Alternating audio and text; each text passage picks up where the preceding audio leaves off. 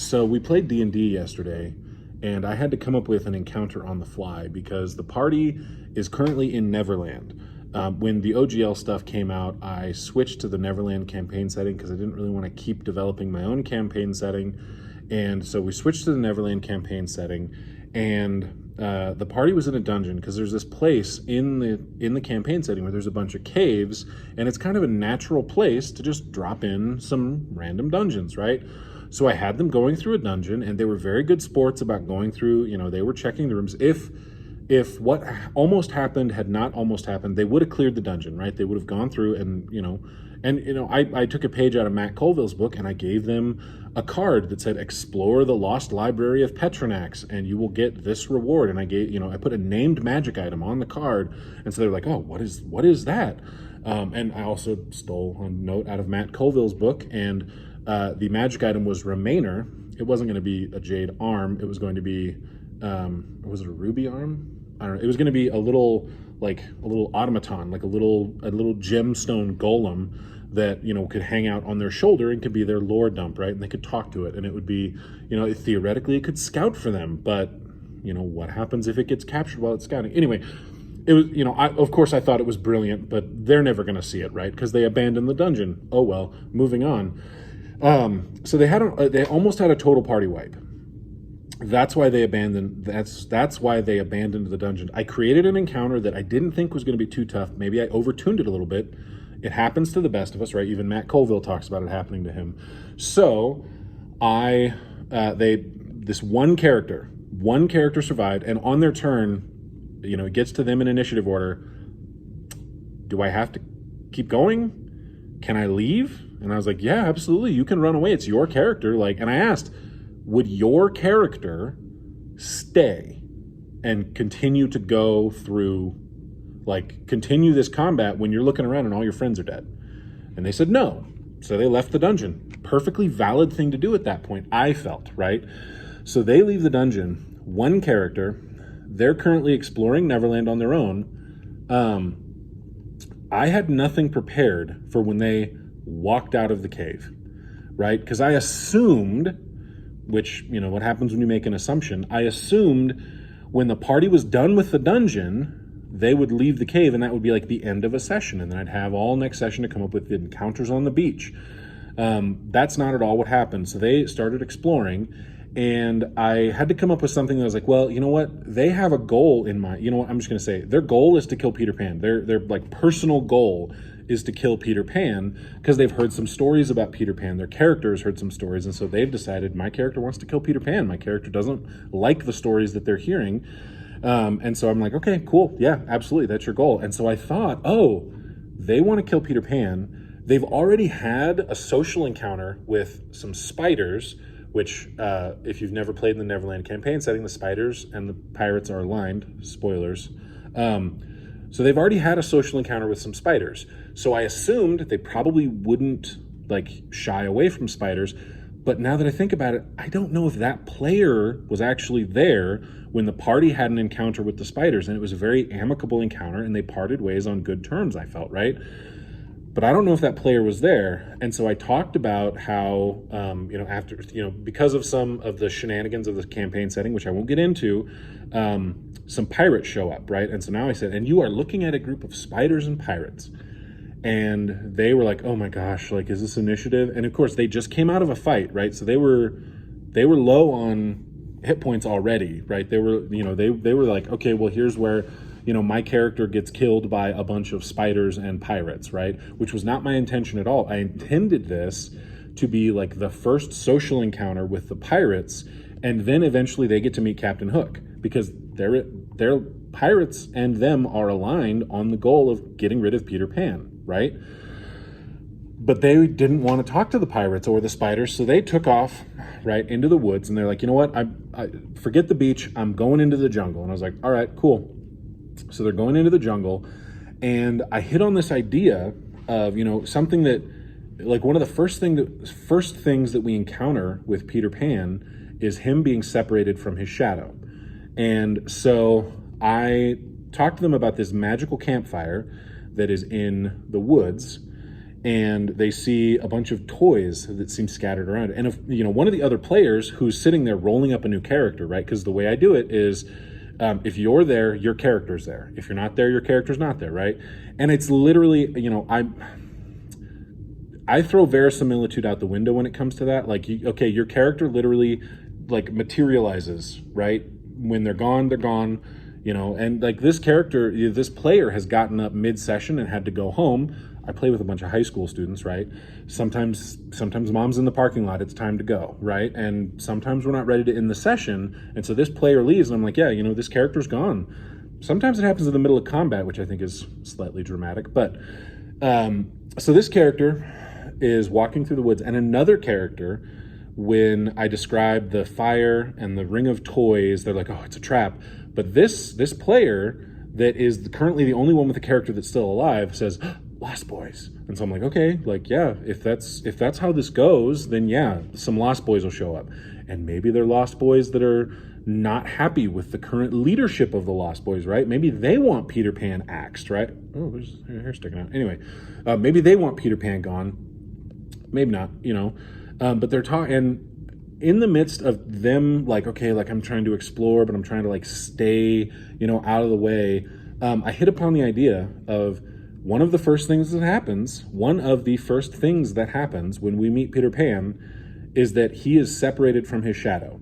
So I talk about the person can see, if you like, through the jungle, then there's a clearing, there's the fire in the clearing, and then across the clearing, they can see a shadow moving.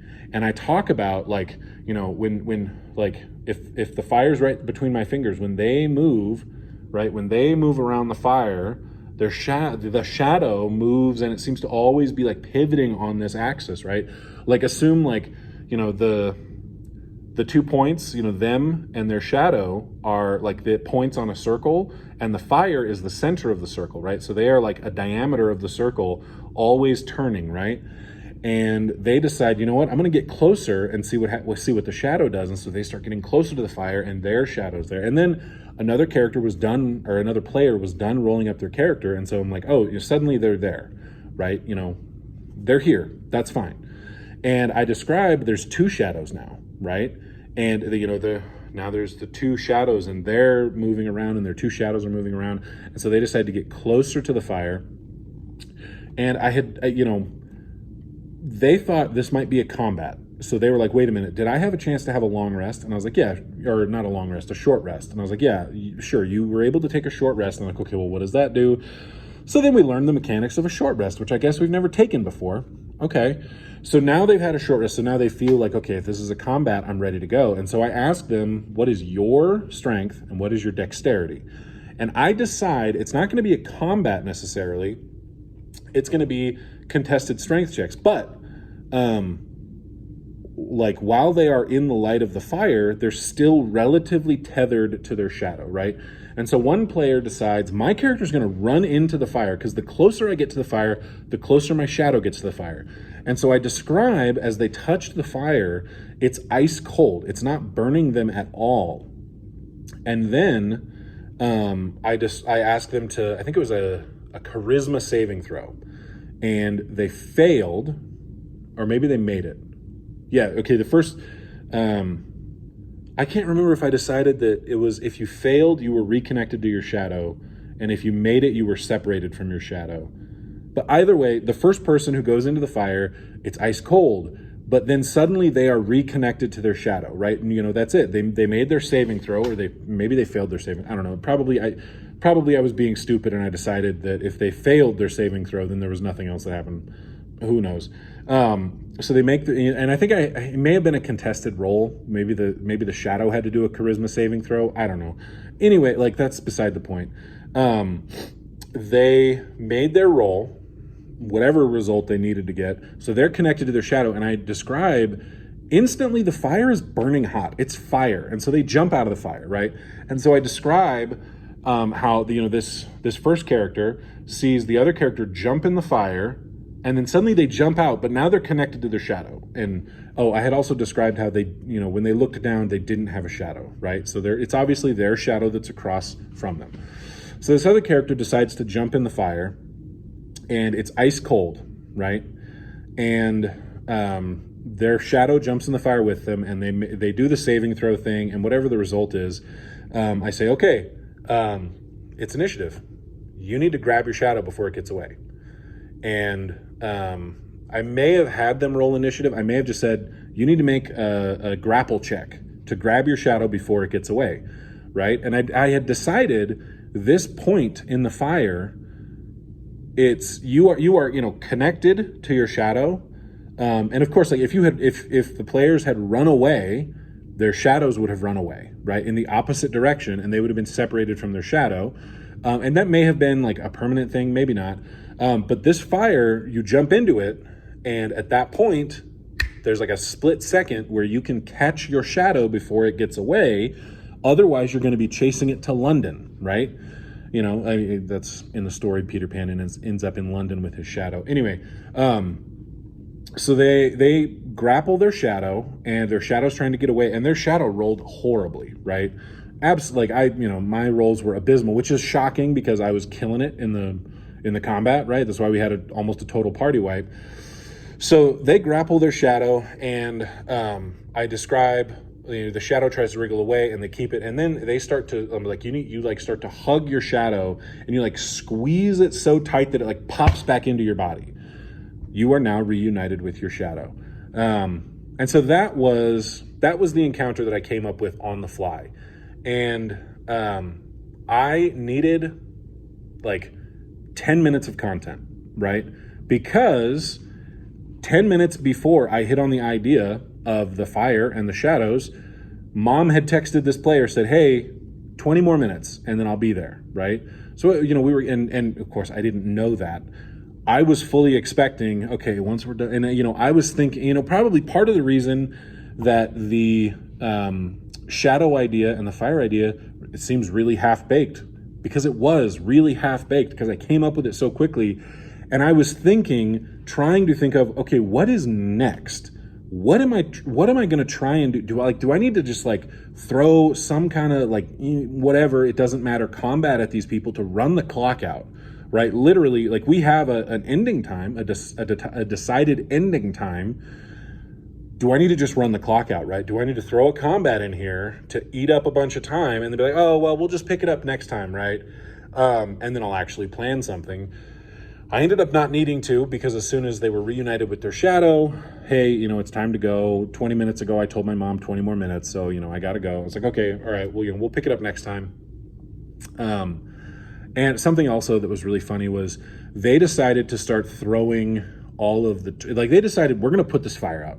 And so they tried a bunch of magical ways of putting it out. And then, they had picked up one of the toys that was around the fire, and I described it's a wooden toy. And I forgot, there was some magic items. I decided to take some of the magic items from the dungeon that they were never going to see, and I was like, you know what? Okay, this American Girl doll has a wand of fire, or a wand of magic missile, and this teddy bear is wearing a hat of vermin, and one of them I think had gauntlets of ogre strength, one of the wooden dolls. I think I described it as a Ken doll or something. So they have these magic items now, and then they decided, they were gonna, do something with the fire. So they were trying to put it out. It wasn't working. And I think I described, they decided to grab one of the toys and they started leaving.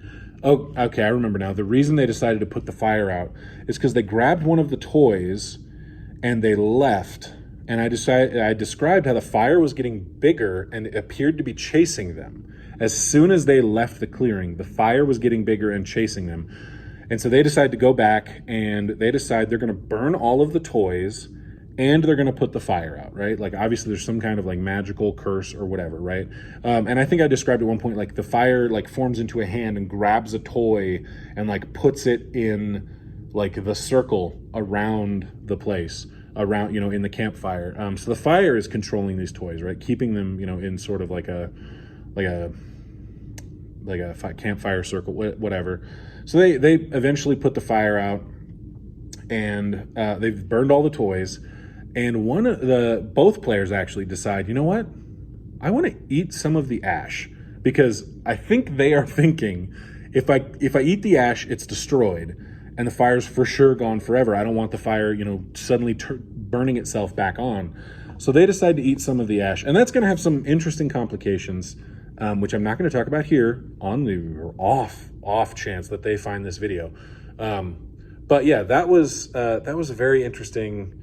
It was like, I thought I loved the idea of the dungeon when they left the dungeon, and I had to come up with something on the fly, and I felt like it was terrible. But after the fact, I feel like we had a lot of fun, right? Maybe that's a lesson, right? Maybe I just felt like I needed to talk about this because it was so ridiculous. And I just, I thought it was very interesting that after they put the fire out, this magical fire, which I had described the fire, they put it out once and it came back on, like it burned itself back on, right? And so I thought that was interesting, that they decided to eat the ash, and that's going to be interesting for their character. But anyway, I feel like this has been a long, rambling video, and if you have watched this far, go ahead and like the video, subscribe to the channel, hit the bell icon. The channel is probably going to be morphing over time soon, but I think something I'm going to keep doing is rolling a d20 every day, right? I feel like that's kind of my bread and butter. But anyway, have a good day, everybody, and I'll see you in the next one. Maybe I'll see you after the next time we play D&D, which is going to be in 2 weeks.